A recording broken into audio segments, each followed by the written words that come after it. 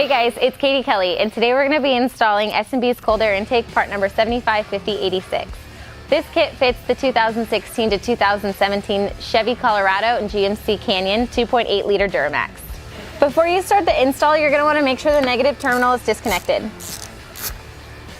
Next, we're going to remove the mass airflow sensor by pulling up on the red locking tab and pulling out. If it's not already disconnected, you're going to want to go ahead and disconnect the wire loom clip from the stock airbox. Next, we're going to loosen the clamp on the stock airbox and tube. And then we'll remove it. After that, we're going to loosen all 4 screws in the stock air intake box.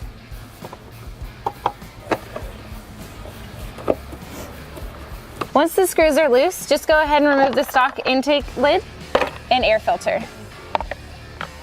Next, we're going to remove the 2 10mm mounting nuts that are securing the stock airbox down to the vehicle. After you remove them, you're going to want to put them aside because you will use them later. Next, we're going to remove the stock inlet from the stock airbox by pushing in the 2 clamps. When removing the stock airbox, you're going to want to pull it to the front and try and separate it from the inlet. But if you're having trouble and need more room, you can go ahead and loosen the intercooler pipe and it'll create more space. If you did remove the intercooler pipe, all we did was lift up the tabs, and then to put it back, you'll put them back in place and put back in. The next step is to remove the stock breather hose by disconnecting the tabs and pulling up. Next, we're going to loosen the clamp that's connecting the intake tube to the turbo. After you do that, you'll go ahead and remove the stock intake tube. This next step is completely optional, and that's removing the stock air duct from the fender. And you can do that basically by removing a few screws from the fender liner and then pulling out the air duct with a panel popper. And if you need more detail, you can go check it out in the instructions. Next, we're going to remove the metal bushings from the stock airbox. Next, we're going to install the rubber grommets into the S&B airbox. After that, you'll install the stock bushings into the grommets. Next, we're going to install the silicone fender seal onto the S&B airbox. So next, we're going to install the S&B silicone tube seal onto the airbox. So it is a little tough, so don't laugh at me if I struggle.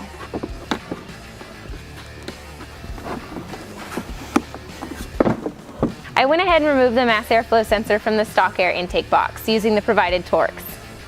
Now I'm going to place the MAF pad and plate onto the new S&B tube, followed by the mass airflow sensor. You'll just screw it down using the provided hardware. Next, we're going to install the breather hose adapter onto the intake tube and tighten it down using this clamp.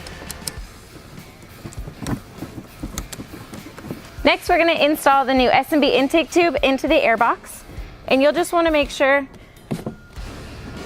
that it goes all the way to the bead. If you decide that you don't want to use the auxiliary scoop, you're going to want to go ahead and block off this hole using the provided plug and hardware so you can keep out any excess engine heat. After that, you're going to go ahead and install the silicone fender seals onto the auxiliary scoop. We decided to use the scoop, so we're going to go ahead and install it underneath the coolant tank now. And the reason why we do that is because if you attach it to the intake box, you're not going to have enough room to install it all at once. Next, we're going to install the coupler onto the turbo. And you want to make sure that the couplers face upwards and the clamps are in a position that you can access them easily later. And then go ahead and tighten the clamp on the turbo. Next, we're going to place the intake kit assembly into the vehicle, starting with the tube size down into the coupler, and then you'll drop in the airbox. Now that the intake is in the vehicle, you just want to check that it's secure by checking to see if the studs are through the grommets and that the intake tube is in the coupler. And if it is, you'll just go ahead and tighten down the clamp. It was kind of hard to see on camera, but I went ahead and attached the provided hardware to the auxiliary scoop and the airbox. Just make sure you tighten all 4 down.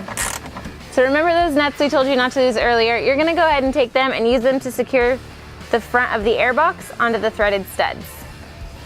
Next, we're going to reattach the breather hose onto the breather hose adapter, followed by the mass airflow sensor. Re-engage the red locking tab and make sure both are secure. Now it's time to install your filter. So you have the choice between the 8-layer cotton cleanable or the dry extendable filter. There's really no performance difference, so it really just comes down to whether or not you want to service it and clean it or just throw it away and get a new one. You're going to want to go ahead and place the air filter into the box like this and make sure the clamp is in an easy position for you to tighten. So we're almost done. Just go ahead and insert the lid seal into the groove.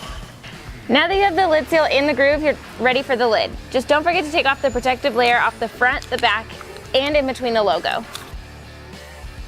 Next, you're going to put S&B's clear plastic lid in place and then tighten it down using the provided hardware. Just make sure not to over tighten. At S&B, we give you a carb sticker with all of your kit's important information on it, and we recommend that you place it near your kit. And don't forget to reconnect the negative battery terminal. S&B's cold air intake part number 755086 flows 16.2% better over stock with an efficiency rating of 99.66%. But you don't have to take my word for it. You can go ahead and download the full test results at sbfilters.com. And we'll see you next time.